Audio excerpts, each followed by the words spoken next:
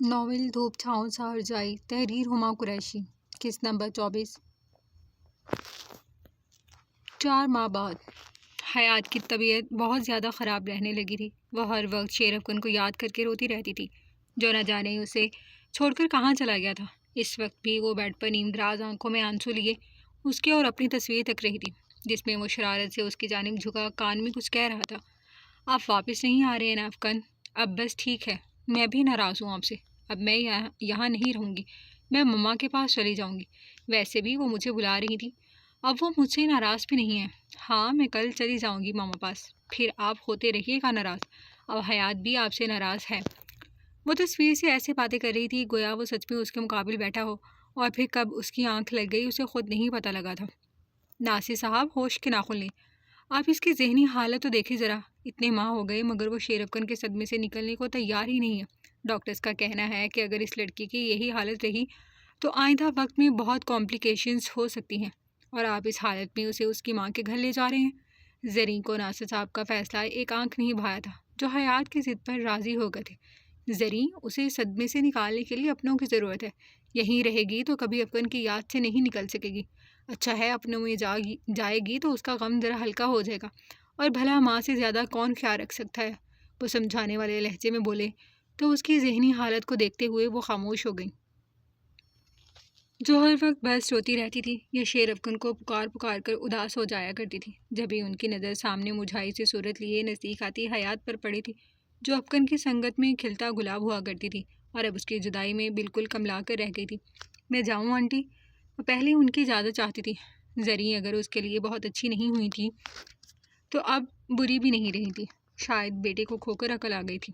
جاؤ، مگر اپنا بہت خیال رکھنا، ورنہ جانتی ہوں نا افکن ناراض ہو جائے گا تم سے۔ انہوں نے تنبیہ ضروری سمجھی۔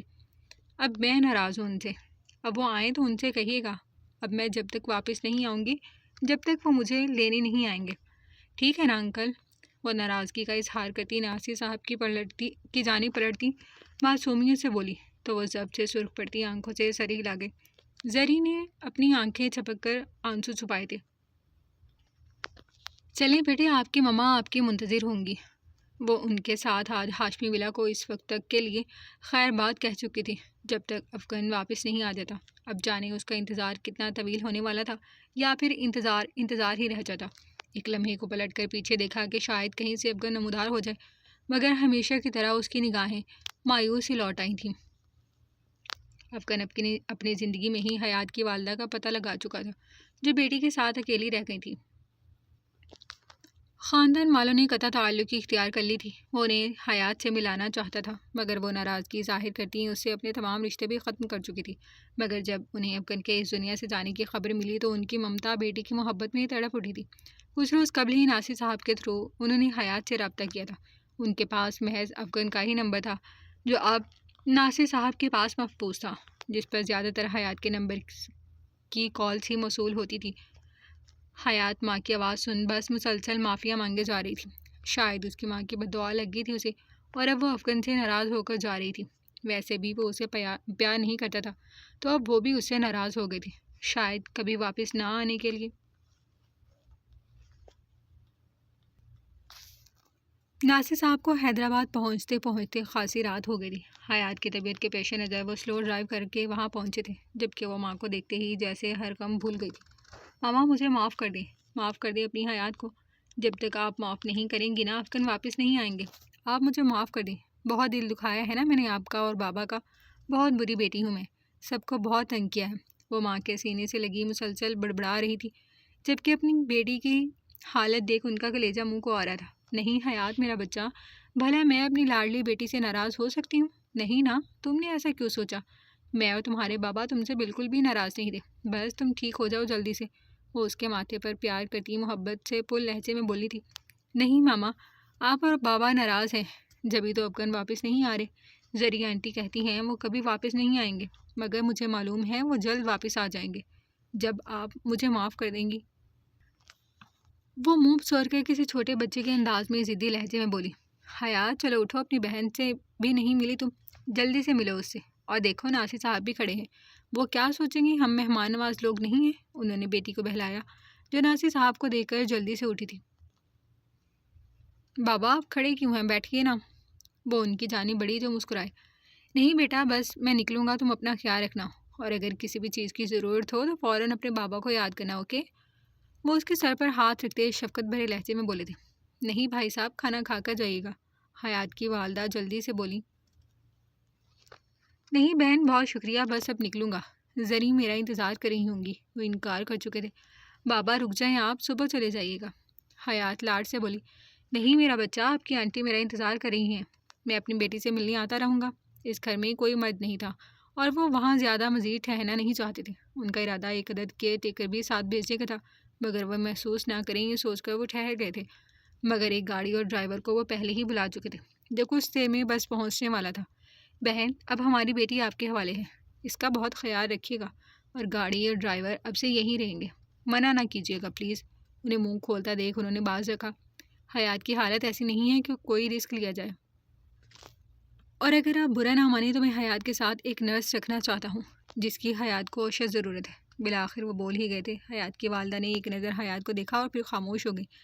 جیسے آپ کی مرضی، حیات بہو ہے آپ کی، اس کا خیال رکھنے کے لیے جو آپ کو بہتر لگے وہ کیجیے۔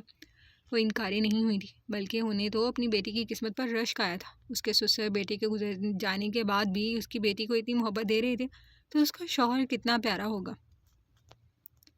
اللہ حافظ میرا بچہ، اپنا بہت خیال رکھیے گا۔ وہ اس کے سر پر ہاتھ رکھ کر وہاں سے نکل آئے تھے، جبکہ حیات اپنی بہن کے گلے لگی ایک بار پھر ماضی یاد کر آنسو بہانے لگی تھی۔ اتنے مہینوں بعد وہ سب سے مل رہی تھی، کچھ لمحے کو ہی صحیح، مگر وہ اپنی ماں اور بہن کے ساتھ اپنا ہر غم فراموش کر گئی تھی۔ حیات کو حیدرآباد آئے ایک ماہ ہونے کو آیا تھا۔ وہ اپنی ماں اور بہن میں گھل مل کر کچھ حد تک سنبھل گئی تھی۔ اب وہ اپنی بہن کے ساتھ باقاعدہ ایک انسٹیٹیوٹ میں جانے لگی تھی جہاں اسلامی اور دنیاوی ہر لحاظ سے لیکچر اور سیشن ہوتے رہتے تھے، اور وہ ایک درمیانی سطح کا انسٹیٹیوٹ تھا جو کسی اسکول میں قائم تھا۔ صبح میں یہاں کلاسز ہوتی تھیں اور شام میں انسٹیٹیوٹ چل رہا تھا جو دراصل نوعمر لڑکیوں کے لیے ایز اے میرج انسٹیٹیوٹ کام کر رہا تھا۔ فی الحال میڈم کے لیکچر اس کے لیے تھراپی کا کام کر رہے تھے۔ وہ بس اپنی مرضی کے سیشن لیا کرتی تھی۔ اس کی بہن شادی شدہ زندگی کے گر سیکھنے میں بڑی متجسس تھی، کیونکہ کچھ ماہ میں اس کی شادی تھی۔ البتہ ان سیشنز کا یہ فائدہ ضرور ہوا تھا کہ اب اس کی دماغی حالت میں بہت حد تک سدھار آ گیا تھا۔ اب اپنا خیال رکھنے لگی تھی، مگر شیر افکن کا انتظار اسے آج بھی تھا۔ اس کا دل کہتا تھا کہ شیر افکن ہاشمی کبھی کسی مشکل وقت میں اس کا ساتھ نہیں چھوڑ سکتا، تو اب کیوں؟ وہ آج بھی معمول کے مطابق اپنی کلاس میں آ گئی تھی جہاں کسی نیو ٹیچر کا سیشن تھا۔ آپ بھی اب بیٹھے، میں وہاں اپنی دوست کے پاس آگے جا رہی ہوں۔ حیات اپنی ویڈیو لیک کے بعد بہت محتاط ہو گئی تھی۔ وہ کسی کی نظر میں نہ آنے کی وجہ سے یہاں اپنا چہرہ کور کر کے ہی رہتی تھی۔ ہاشمی ولا میں ہوتے ہوئے کسی کی اتنی جرت نہیں تھی کہ وہ اس خاندان کی بہو سے کوئی سوال کر سکتے، مگر یہ محلے ٹائپ ایریا تھا، اور اب گھر کے باہر گارڈز اور گاڑی دیکھ ویسے ہی علاقے کے لوگ بڑے ہی متجسس رہتے تھے۔ وہ اپنی ماں بہن کے لیے پریشانی کا باعث نہیں بن سکتی تھی۔ حیات خاموشی سے اپنی مطلوبہ جگہ پر بیٹھ گئی تھی۔ آج صبح سے افکن کی بہت یاد ستا رہی تھی، دل میں درد سا ہو رہا تھا۔ اس کی ڈلیوری کے دن قریب آتے جا رہے تھے۔ وہ ویسے ہی بہت احتیاط سے کام لیتی تھی، مگر آج کا سیشن لینے سے وہ خود کو باز نہیں رکھ سکی تھی، جس کا ٹاپک ہے video leak and how to use social media تھا۔ ڈائس پر ایک خاتون اپنی جگہ سنبھال چکی تھی۔ سبھی لڑکیاں خواتین ان کی جانب متوجہ ہوئیں۔ اسلام، دعا، ہلکے پھلکے تعارف کے بعد اب آہستہ آہستہ مدعے پر آئی تھی۔ آج آپ اتنی ساری خواتین یہاں موجود ہیں۔ اگر میں یہ کہوں کہ آپ ہمارے ملک و معاشرے کا بہترین ایسٹ ہے تو غلط نہیں ہوگا، کیونکہ آپ ماں کے رتبے پر فائز ہیں۔ کچھ ہونے جا رہی ہوں گی اور کچھ آئندہ سالوں میں یہ منزل بھی طے کر لیں گی۔ ماں، جہاں یہ لفظ آ جائے وہاں ممتا، تڑپ، محبت، لاڈ، پیار، ہر لازوال احساس دماغ میں آتا ہے۔ ماں کی جگہ کوئی نہیں لے سکتا، مگر کیا آپ جانتی ہیں، جب اسی ماں سے اگر جانے انجانے میں اپنی اولاد کی تربیت میں کسی قسم کی کوئی غفلت ہو جائے تو اس کا خمیازہ صرف وہ گھر خاندان نہیں بلکہ پورا معاشرہ بھگتتا ہے۔ کلاس میں موجود تمام خواتین دم سادے سن رہی تھیں۔ آپ لوگ یقیناً اس بات سے بخوبی واقف ہوں گے کہ کچھ ماہ قبل ایک لڑکی کی ویڈیو لیک ہوئی تھی جس میں وہ بے ہوش بستر پر قابل اعتراض حالت میں تھی، اور بھی کئی اس طرح کی ویڈیوز لیک ہونا اب ہمارے یہاں بہت عام ہو گیا ہے۔ حیات کا سانس سینے میں اٹک گیا تھا۔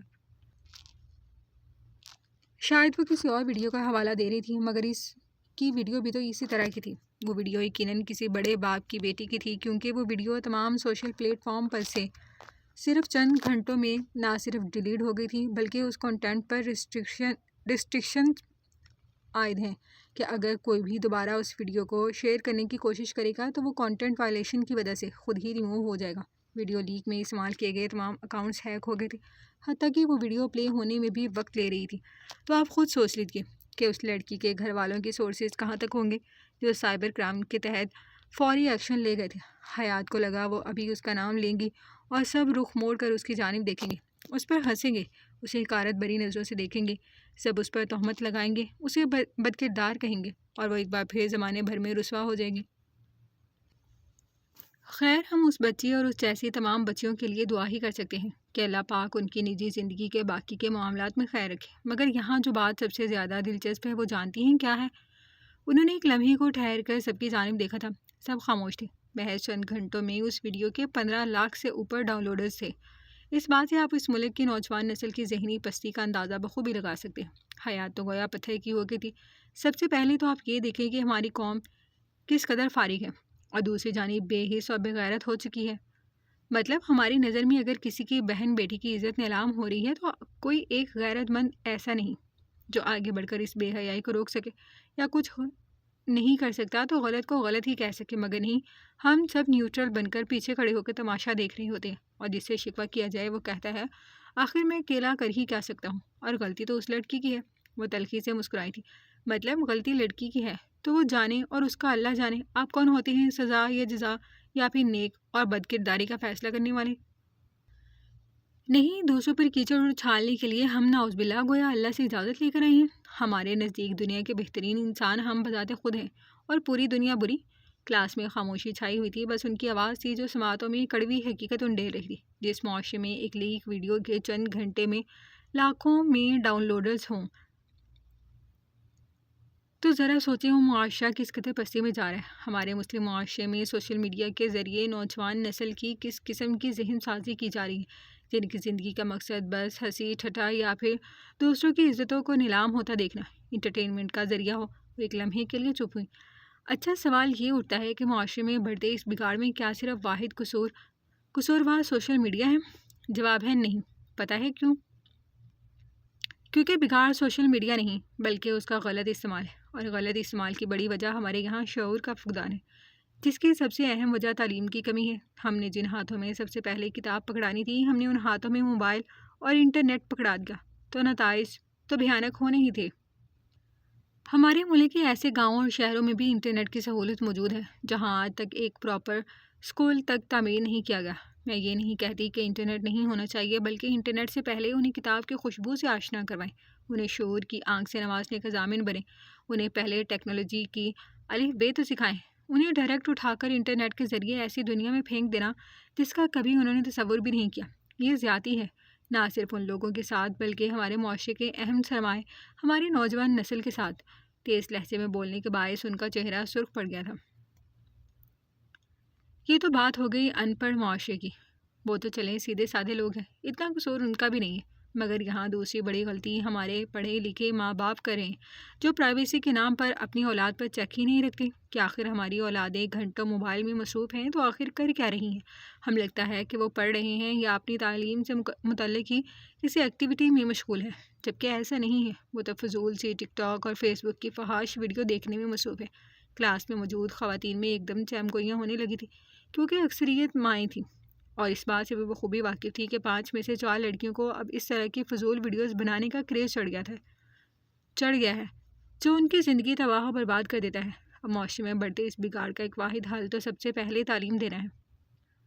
ہمارا معاشرہ اس وقت تک نہیں سدھر سکتا جب تک تعلیم لگژریز میں نہیں بلکہ بیسک نیڈز کے طور پر فراہم کی جائے۔ تعلیم ہر سمجھ بوجھ والے انسان کا بنیادی حق ہے، جبکہ پاکستان میں تعلیم صرف ان لوگوں کا حق ہے جن کے اکاؤنٹس نوٹوں سے بھرے پڑے ہیں۔ قصہ مختصر یہ ہے کہ جو بس صاحب استطاعت ہوں، مڈل کلاس لوگ معمولی سے پرائیویٹ سکولز میں اپنے بچوں کو کس مشکل سے پڑھاتے لکھاتے ہیں، یہ بات کسی سے ڈھکی چھپی ہرگز نہیں۔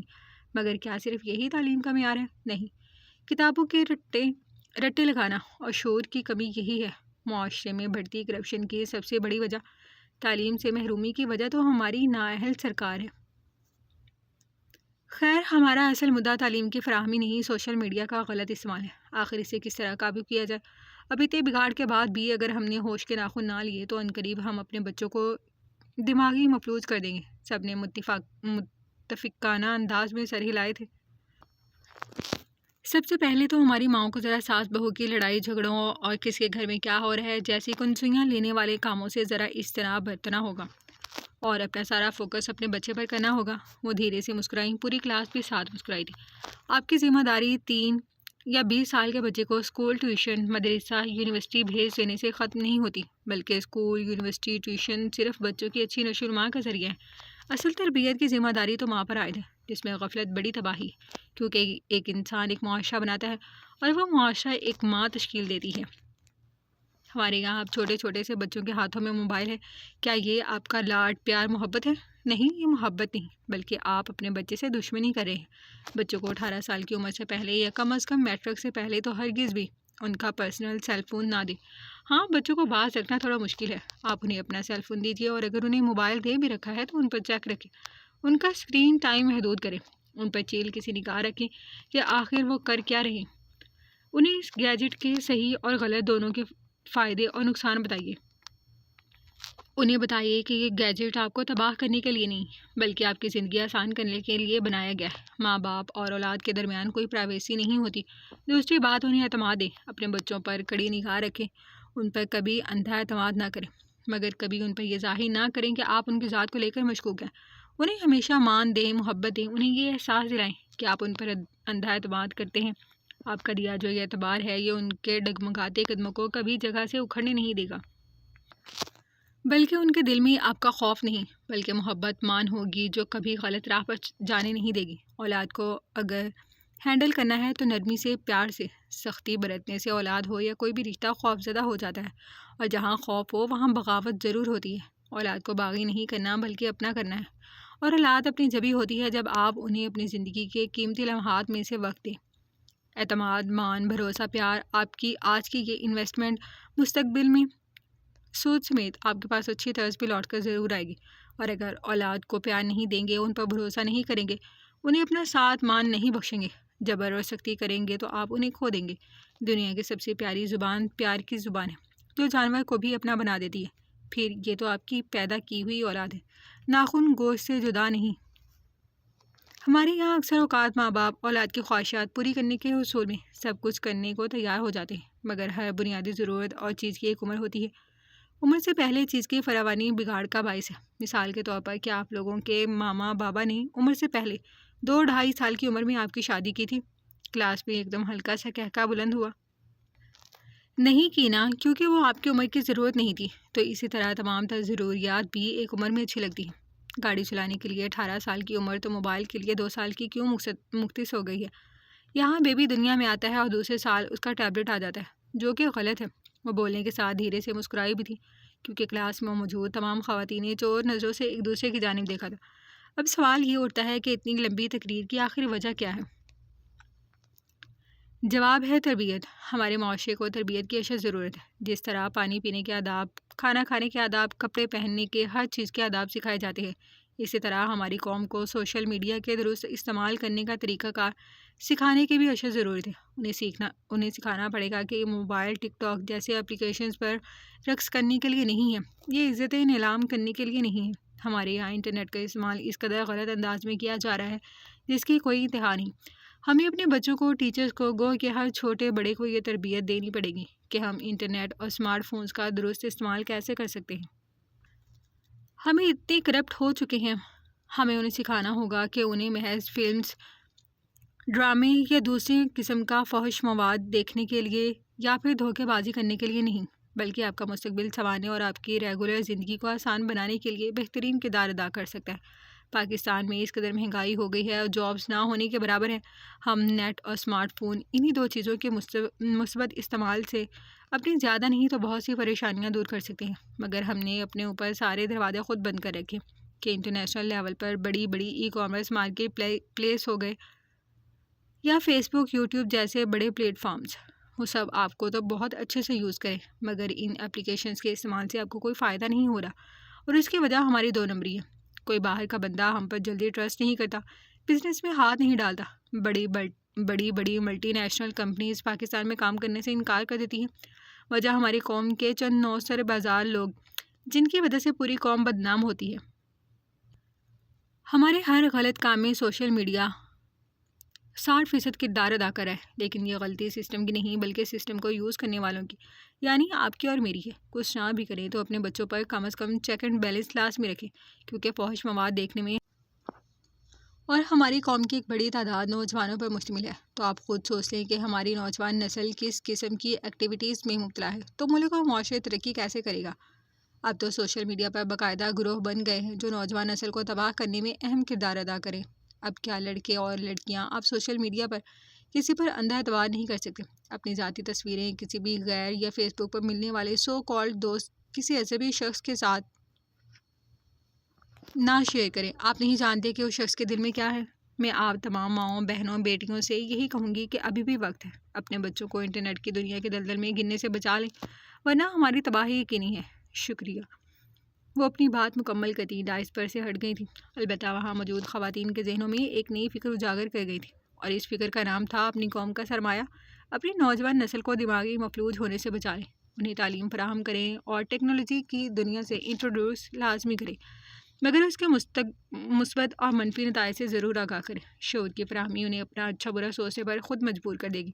آپ کا کام محض تربیت کرنا ہے، ہر لحاظ کی تربیت، دینی، دنیاوی اور اب ٹیکنالوجی کی دنیا کی تربیت بھی، کیونکہ تربیت کے بغیر مثبت نتائج کی توقع بیکار ہے، جس کی ہمیں اشد ضرورت ہے۔ حیات کی چھوٹی بہن سامنے کی نشستوں سے اٹھ کر اس کے نزدیک آئی تھی تو وہ گڑبڑا کر اٹھ گئی تھی۔ اس کا دماغ تو ان لفظوں کے سہر میں کہیں جکڑ کر رہ گیا تھا۔ اپنی غلطیوں کو مد نظر رکھتے وہ ایک بات طے کر چکی تھی کہ جو غلطیاں اور کوتاہیاں اس کے ماں باپ سے ہوئی تھی، وہ غلطیاں وہ اپنی اولاد کی تربیت میں نہیں کرے گی۔ احمر اب مکمل تندرست تھا کہ اس اوپن ہونے کا اب کوئی ڈر نہیں تھا، کیونکہ کیس لڑنے والا تو خود دنیا میں نہیں رہا تھا، تو پاکستان واپس آنے میں کوئی مشکل پیش نہیں آنے والی تھی۔ وہ پچھلے ایک ماہ سے پاکستان میں تھا، وہ کھلے عام مزے سے گھوم رہا تھا، نہ اجالا رہی تھی نہ شیرف گن، اور سننے میں آیا تھا کہ اس کی بیوی حیات بھی نہ جانے کہاں غائب تھی، اور ایک ماہ سے حیات کی تلاش میں تھا مگر وہ کہیں نہیں ملی۔ خیر وہ لعنت بھیجتا ایک بار پھر اپنی رنگینیوں میں مصروف ہو گیا تھا، جبھی اس پر 4 روز قبل عقد کھلا تھا کہ عدالت میں اس کے خلاف کیس نہ صرف ری اوپن کیا گیا تھا بلکہ اس بار ریپ وکٹم کوئی اور نہیں بلکہ اجالا تھی، ساتھ ہی اس پر شیرف گن ہاشمی کے قتل کا کیس سیو کیا گیا تھا۔ یہ خبر اس وقت ملک کے ہر نیوز چینل کی ہیڈ لائن بنی ہوئی تھی۔ یہ کیا ہے، اب پھر پیشیاں بھگتاؤں میں؟ وہ عاجز دکھائی دے رہا تھا۔ فکر نہیں کرو، یہ اس کے لاڈلے دوست کا کام ہے، جلد اس کیس کو نپٹا لیں گے۔ صدر صاحب بالکل چل موڈ میں تھے۔ مگر کیسے؟ وہ اجالا کیس اتنا سیدھا نہیں ہے، اگر میں پھنس گیا تو؟ وہ چڑ گیا تھا کیونکہ اس کی گرفتاری کے وارنٹس جاری تھے، وہ پولیس سے چھپتا پھر رہا تھا، ملک سے باہر وہ جا نہیں سکتا تھا، آخر کب تک چھپ کر بیٹھ سکتا تھا؟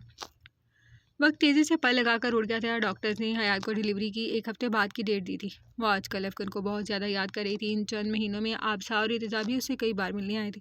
ناصر صاحب ہر دوسرے دن اس کی خیریت پوچھنے آتے تھے، اور گزشتہ روز تو وہ اسے ساتھ گھر واپس لے جانے کے لیے آئے تھے، مگر وہ اپنی ماں کے ساتھ رہنا چاہتی تھی، اس لیے جانے سے انکار کر دیا۔ ناصر صاحب نے بھی زیادہ فورس نہیں کیا تھا، البتہ وہ اس کی سہولت کے حساب سے ضروری کی تمام اشیاء یہیں فراہم کرنے کا انتظام کروا گئے تھے تاکہ حیات کو کسی قسم کی کوئی پریشانی نہ ہو۔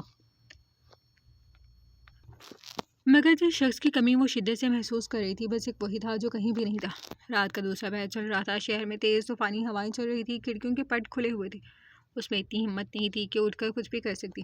آج وہ ستمگر شدتوں سے یاد آ رہا تھا۔ شیرف گن کو یاد کرتی وہ مسلسل آنسو بہا رہی تھی، اور اب روتے روتے ہی کب آنکھ لگی اسے پتہ ہی نہ چل سکا۔ رات کا نہ جانے کون سا پہر تھا جب اسے اپنے ماتھے پر شناسا لمس محسوس ہوا تھا۔ وہ نیند میں مسائی اور پھر یہی یکبستہ سا لمس اپنے پورے چہرے پر بھی محسوس ہوا تھا۔ وہ خود میں سکون اترتا محسوس کر رہی تھی، شدید خماری میں ڈوبی آنکھیں دھیرے سے واقع تھی۔ روزانہ کی طرح آج بھی شیرف گن اس کے خواب میں آیا تھا، مگر آج وہ آنکھیں کھولنے پر بھی غائب نہیں ہوا تھا۔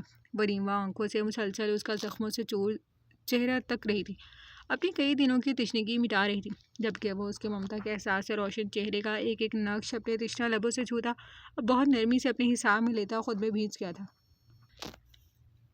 جبکہ وہ اس کی موجودگی کے خوبصورت احساس پر سینے سے لگی آنکھیں موند گئی۔ مگر جب وہ مسلسل اس کی ہتھیلی پر پیار کرتا رہا تو وہ مشکل بولنے کی قابل ہوئی تھی۔ افغان اس نے ہولے سے پکارا تھا۔ اس بار اس کی پکار رائگاں نہیں گئی تھی۔ اب واپس آ گئے نا؟ وہ لہجے میں بہت آس سمو کر بولی تھی۔ اب کرنے سینے سے لگی حیات کا چہرہ ہاتھوں کے پیالے میں محبت سے بھرا تھا۔ ہاں، میں نے کہا تھا نا کہ میرے آنے تک اپنا خیال رکھنا اور کہیں مت جانا، مگر تم نے میری بات نہیں مانی۔ وہ ناراضگی کا اظہار کر رہا تھا۔ وہ جو پوری آنکھیں کھولے کتنی دیر بے یقینی سے اسے دیکھتی رہ گئی تھی، اور پھر اس کا چہرہ ہاتھوں سے چھوتی سسک اٹھی تھی، جس کے چہرے پر سینکڑوں زخموں کے نشان تھے، مگر وہ ابھی تک اس کی موجودگی کا ہی یقین نہیں کر سکی تھی، تو زخموں کو کہاں دیکھ پاتی۔ اب کن اس کی حالت سمجھ رہا تھا، جب بھی اسے سینے سے لگا تھا اپنے ہونے کا یقین دلا رہا تھا، جب مسلسل بڑبڑا رہی تھی اور ابھی بھی لاشعور میں اس کی موجودگی کو اپنا وہم سمجھ رہی تھی۔ میں سب کہہ رہی تھی کہ آپ کا ایکسیڈنٹ، آپ مجھے چھوڑ کر چلے گئے، یہ سچ نہیں تھا، مجھے معلوم تھا آپ ضرور واپس آئیں گے۔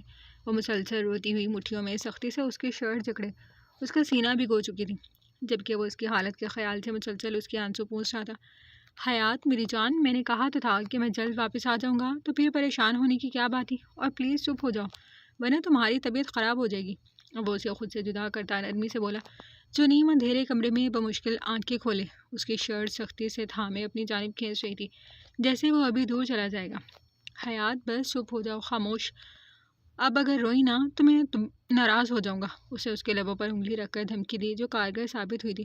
اب وہ تیزی سے آنسو پوچھتی خاموش ہوتی نفی میں سر ہلانے لگی۔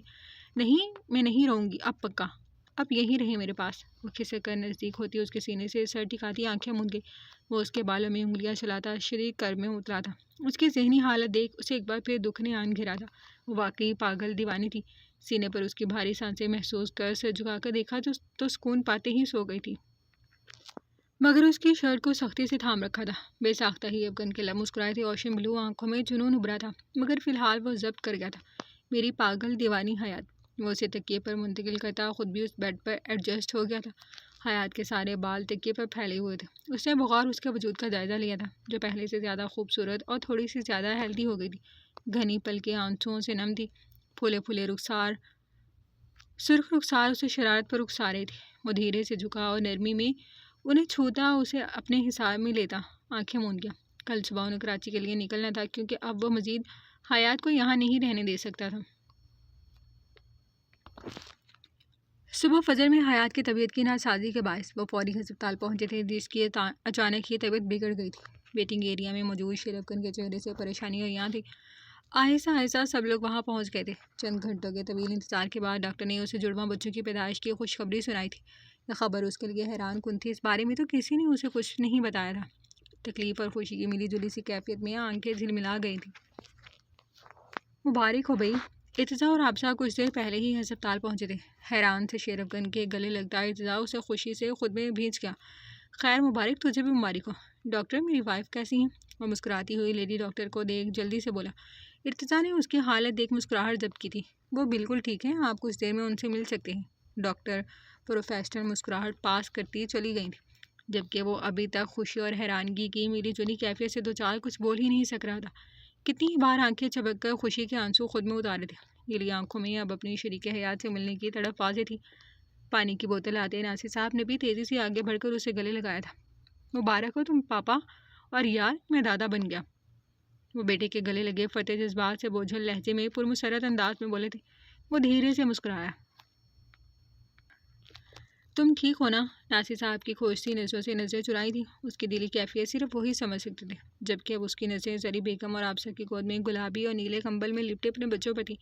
یہ لو بھائی، تمہاری اور حیات کی فیملی تو کمپلیٹ ہو گئی۔ تم ایک پیارے سے شہزادے اور گڑیا کے بابا بن گئے ہو۔ زری نے مسکرا کر بولتے گلابی کمبل میں لپٹی گل گتھنی سی بچی کو اس کی گود میں ڈالا تھا۔ اتنی آزمائشوں کے بعد ایک ساتھ اتنی بڑی بڑی خوشیاں ملنے پر اس کی آنکھیں چھلک پڑی تھی۔ گلابی گالوں، نیلی آنکھوں اور نازک سے نینکش والی مومی گڑیا کو نرمی سے چھوتا وہ کتنی ہی دیر اپنے جگر کے ٹکڑے کو سینے سے لگائے کھڑا رہا تھا۔ آنکھوں سے تشکر کے آنسو جاری تھے۔ سارا پیار بیٹی کے لیے؟ بیبی، آپ بابا سے ناراض ہو جاؤ۔ آبسہ نے اس کی توجہ بیٹے کی جانب دلائی تھی، جو نم آنکھوں سے مسکراتا اپنی بیٹی ناصر صاحب کے حوالے کرتا بیٹے کو گود میں لے چکا تھا، جو بالکل حیات کا عکس اسی کی ڈٹو کاپی تھا۔ اس نے آنکھیں موند رکھی تھی، ہونٹ باہر نکالے وہ شاید رونے کی تیاری میں تھا۔ افغان اس کے معصوم تاثرات دیکھ خود بھی روتے روتے مسکرایا تھا۔ ارتضیٰ نے کندھے پر ہاتھ رکھ کر دھیرے سے اس کا شانہ تھپتھپا کر حوصلہ دیا۔ سبھی اس کی دلی کیفیت سمجھ رہے تھے۔ میں حیات سے مل لوں؟ اپنے بیٹے کو پیار کرتی افغان کو ایک دم ہی حیات کا خیال آیا تھا جو آپریشن تھیٹر میں جانے سے پہلے سلسل اسے ہی پکار رہی تھی۔ اللہ نے ایک ساتھ اسے اتنی ساری خوشیاں دے دی۔ وہ جیسے ہی وارڈ میں داخل ہوا تو اس کی نظریں ہاسپٹل گاؤن میں ملبوس آنکھیں مندے لیٹی حیات پر پڑی تھی جو پیلے زرد چہرے کے ساتھ تھکی تھکی سی کمزور لگ رہی تھی۔ کھڑکی کی آواز پر ذرا سی آنکھیں کھولی تو سامنے کھڑے افغان کو دیکھ بے یقینی سے اٹھنے کی کوشش کرنے لگی تھی جو اس کی کوشش دیکھ جلدی سے آگے بڑھا تھا۔ لیٹی رہو نا حیات، بلا وجہ میں کیوں اٹھ رہی ہو؟ وہ تیزی سے اس کی جانب بڑھتا اپنے حساب میں لے کر بیٹھ گیا تھا اور سر پر بوسہ دیا جس کا چہرہ اس کی موجودگی محسوس کر کھل اٹھا تھا۔ یہ سچ میں آپ ہیں نا افغان؟ وہ جس کو رات میں اپنا خواب تصور کر رہی تھی وہ سچ میں سامنے کھڑا تھا۔ یس مائی لو، اٹس می۔ وہ اس کی گھور سیاہ نم آنکھوں پر اپنے ہونٹ رکھتا محبت سے بولا جو جھڑ سینے سے آ لگی تھی۔ افغان نے اس کے گرد مضبوطی سے اپنا حصار قائم کیا تھا۔ اس کی آنکھ سے ایک آنسو ٹوٹ کر اس کے بالوں میں جذب ہو گیا تھا۔ تھینک یو مجھے اتنا پیارا سرپرائز دینے کے لیے۔ اس کا اشارہ جڑواں بچوں کی طرف تھا جبکہ وہ تو سینے سے لگی ابھی تک اس کی موجودگی محسوس کر رہی تھی۔ کمر کے گرد تنگ سا حصار قائم کر رکھا تھا گویا کہیں وہ دوبارہ نہ چھوڑ جائے۔ میں نے آپ کو بہت یاد کیا۔ میں نے بھی۔ وہ دونوں ہی خاموش تھے۔ تمہیں ٹوئنس بیبیز کا معلوم تھا؟ وہ محبت سے اس کے ہاتھ کے پشت پر لب رکھتی مسکرا کر دھیرے سے سر اس بات میں ہلا گئی۔ جب یہ بچوں کو گود میں اٹھائے سبھی ایک ایک کر کے روم میں داخل ہوئے تھے۔ بھائی ٹوئنس کا تو سب کو ہی معلوم تھا، کیا ضروری ہے کہ صرف آپ ہمیں اچانک سے واپس آ کر سرپرائز کر دیں؟ ایک سرپرائز تو ہم بھی آپ کو دے ہی سکتے ہیں۔ یہ حیات کی مما تھی جو دھیرے سے مسکراتی نزدیک آئی تھی مگر ان کی بیٹی تو شوہر سے ہی چپکی بیٹھی تھی، اپنے بچوں کی طرف تو دیکھا بھی نہیں تھا۔ مسکراہٹ تھی کہ لب سے جدا نہیں ہو رہی تھی۔ حیات اپنے بچوں کو نہیں دیکھنا کیا؟ بالآخر انہوں نے اس کی توجہ دلائی تو وہ خفت کے مارے گڑبڑا کر دور ہونے لگی تو افغان نے مسکراتے ہوئے ایک ہاتھ میں اپنی بیٹی کو تھامتے دوسرے ہاتھ سے اسے واپس اپنے قریب کیا تھا۔ آپسہ نے آگے بڑھ کر نیلے کمبل میں لپٹے شہزادے کو حیات کی گود میں ڈال دیا۔ وہ نم آنکھوں سے اپنے بیٹے اور بیٹی کے ہاتھ پاؤں چومتی افغان کو دیکھ دھیرے سے مسکرائی تھی۔ افغان کی آنکھوں میں چمکتے جذبات کی لپک کی حدت کے باعث اس کا چہرہ تمتما اٹھا تھا۔ مبارک ہو حیات بیٹا، اللہ پاک دونوں بچوں کو صحت اور تندرستی والی زندگی دے، آمین، اور تم دونوں ماں باپ کا سایہ ہمیشہ ان کے سروں پر سلامت رکھے۔ وہ دونوں ہی اپنی خوشی کو لفظوں میں بیان کرنے سے قاصر تھے جبھی وہ لوگ انہیں پرائیویسی دینے کے خیال سے روم سے باہر نکل آئے تھے۔ حیات دیکھو میری بیٹی بالکل مجھ پر گئی ہے، یہ زیادہ پیاری ہے نا؟ اس کی نیلی آنکھیں کتنی پیاری ہیں نا؟ وہ اس کی توجہ بھٹکانے کی خاطر بولا۔ وہ جو اپنے بیٹے کو پیار کر رہی تھی اب بغور بیٹی کو دیکھا تھا جو واقعی بہت پیاری تھی، لیکن میرا بیٹا زیادہ پیارا ہے کیونکہ یہ اپنی مما پر گیا ہے۔ وہ اپنی بیٹی کے ہاتھ پر بوسہ دیتی شرارتی لہجے میں بولی تھی تو افغان مسکراتا ہوا جگہ بنا کر ساتھ ہی بیٹھ گیا تھا۔ جانا، ان کے نام سوچے ہیں تم نے؟ وہ اس کے آرام کی غرض سے دونوں بچوں کو خود احتیاط سے گود میں تھام کر بیٹھ گیا تھا۔ نہیں، مگر آپ میرے ایک بچے کو مجھے دے دیں، اتنے چھوٹے سے ہیں، آپ گرا ہی نہ دیجیے گا کہیں۔ افغان کو بچوں کو بمشکل سنبھالتا دیکھ وہ ذرا پریشانی سے بولی تو وہ جھٹ بیبی بوائے کو اس کے حوالے کر گیا۔ یار ویسے میں نے تو ایک بیبی کا سوچا تھا، یہ دونوں تو ساتھ آ گئے، ہم سنبھالیں گے کیسے؟ اسے ایک نئی فکر لاحق ہوئی تھی۔ حیات مسکرائی تھی۔ ہم نہیں، آپ ڈیئر ہسبینڈ، میں نے اتنے مہینوں اکیلے سنبھالا ہے، اب آپ کی باری ہے، میری ذمہ داری ختم۔ ویسے بھی آپ کو تو 4-6 بچوں کا شوق تھا، ابھی تو صرف 2 ہی ہیں۔ وہ شرارت پر آمادہ تھی۔ افغان کو دیکھ وہ پرانی والی حیات زندہ ہو گئی تھی۔ خدا کو مانو بیگم، ابھی 2 کو دنیا میں لا کر سکون نہیں ملا جو 2-4 اور سوچ کر بیٹھی ہوں۔ افغان نے جھرجھری لی جبکہ وہ نیم دراز ہوتی مسکراتی آنکھوں سے افغان کو دیکھ رہی تھی جو بیٹی میں بری طرح گم تھا۔ چہرے پر زخموں کے نشان واضح تھے مگر وہ ماضی کی کوئی بات نہیں کرنا چاہتی تھی۔ وہ خود واپس آ گیا تھا، بس اس کے لیے یہی بہت تھا۔ وہ اللہ کا جتنا شکر ادا کرتی کم تھا۔ ویسے میں اپنی شہزادی کو تو آرام سے سنبھال سکتا ہوں مگر اپنے بیٹے کو تم خود سنبھالا۔ وہ پاس رکھے بیبی کاٹ میں دونوں بچوں کو ڈالتا مدد سے بولا تو حیات نے گھور کر دیکھا۔ افغان، میں نے ابھی دیکھا آپ ہمارے بچوں میں فرق کر رہے ہیں، میرے بیٹے کو کم پیار نہیں ملنا چاہیے، یہ نہیں کہ 2 آ گئے تو ایک کی ویلیو کم ہو جائے۔ وہ مصنوعی ناراضگی سے بولی تھی۔ سوچ لو کیونکہ میں تمہارے حصے کا پیار تمہارے بیٹے کو دے دوں گا۔ وہ اس کو اپنے حصار میں لیتا شرارت سے آنکھ کا کونا دبا کر بولا۔ میں اپنے حصے کا پیار تو آپ کی بیٹی کو بھی نہیں لینے دوں گی، سن لیا آپ نے؟ وہ شہادت کی انگلی اٹھا کر تنبیہ انداز میں بولتی پیاری لگی تھی جبھی وہ بے ساختہ جھکا تھا اور اپنی محبت کی مہر ثبت کرتا پیچھے ہوا۔ وہ حیات کے باعث اپنا سرخ چہرہ اسی کے سینے میں چھپا گئے جبکہ افغان اس دل فریب ادا پر چاہت سے ہونٹ اس کے بالوں کی مانگ پر جماتا گزرا وقت یاد کرتا آنکھیں موند گیا۔